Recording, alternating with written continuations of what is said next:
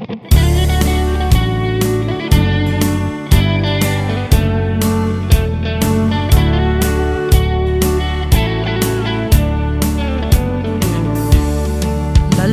hun ki pag itong kita ulim takapag inlan soy hiti tina tim noaya suta din paglopi tak atung tan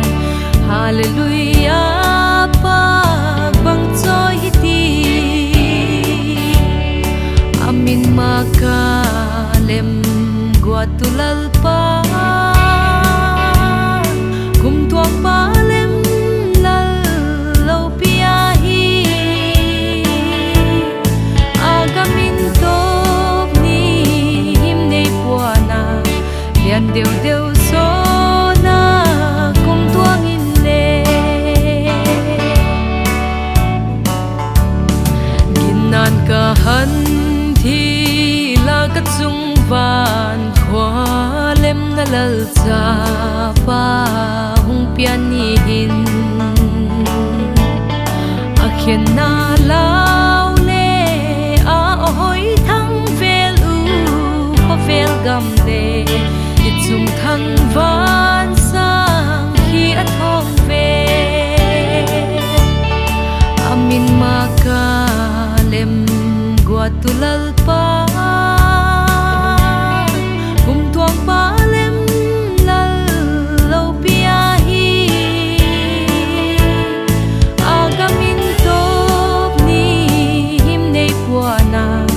lian deu deu sona kum tuang in le ei tan pa lal pen thak hung piang pa chu amin lal Krista Immanuel hosana chung nung pen khin lo pi ta in ta hen lem na thu leng hen ko vela hin amin maka lem gua tulal pa kum tuang pa lem lal lau piahi agamin top ni himnei puana lian deu deu sona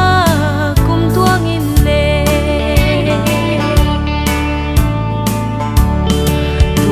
le Bethlehem kholam ma chun ginna tha zak in valeng le hin chun liang mari pai leile van lal liang vai va mui ti inei go thil so sia hi piai ti amin maka lem gua tulal